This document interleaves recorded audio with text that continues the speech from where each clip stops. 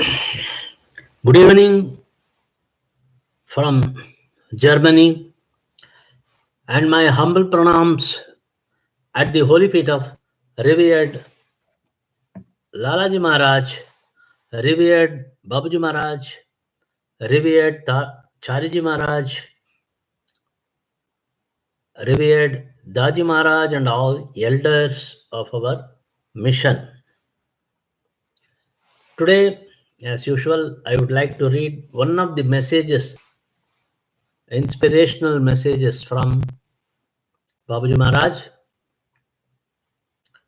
And also, I would like to read one story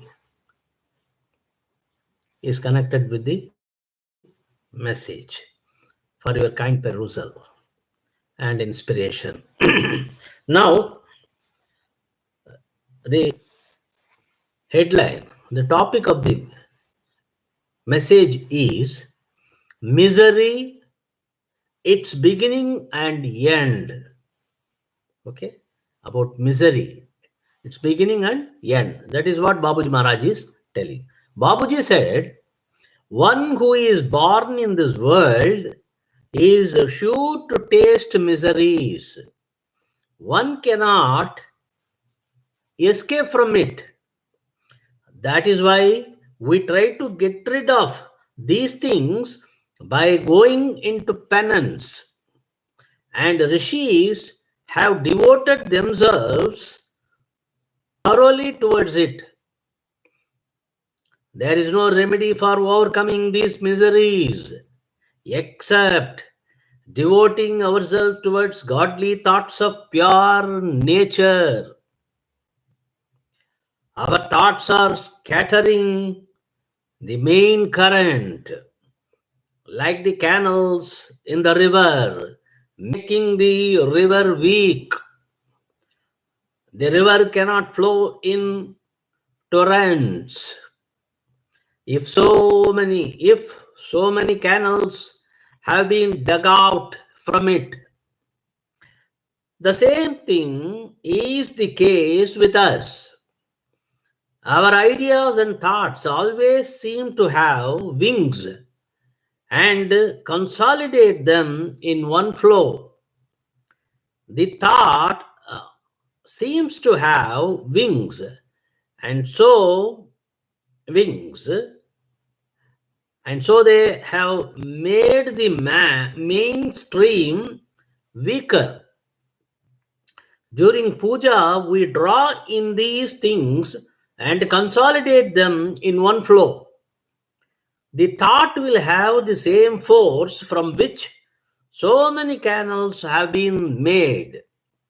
So the process we adopt is that we go on deeper and deeper into the vast expanse.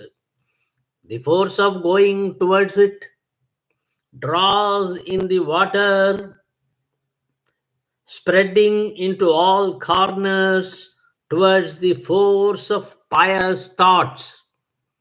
The result is that the scattered, superfluous things come to the main and supreme current, which is now to flow towards the Almighty, the main goal and place of our destination.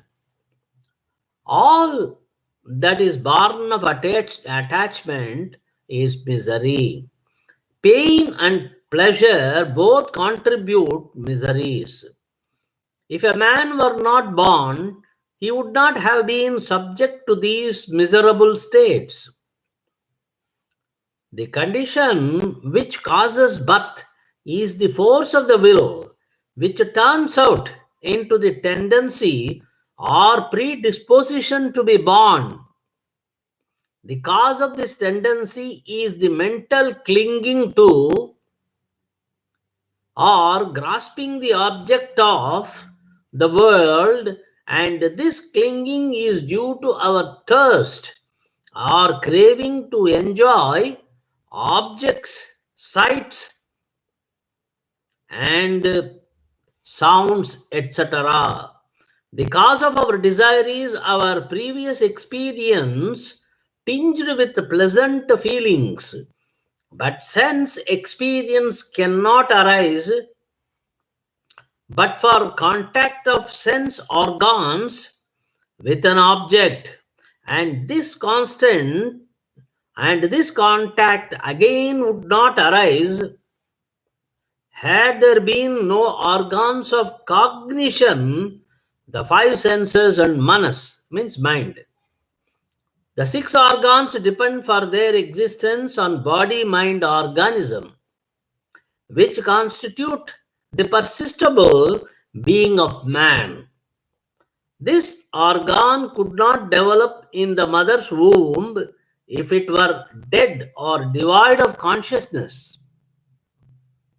But the consciousness which descends into the embryo in the mother's womb is only the effect of impressions of our past existence. The impressions which we make for rebirth are due to avidya, ignorance. If perfectly realized, there would not arise in us any karma resulting in rebirth. Thus says Mahatma Buddha. Okay.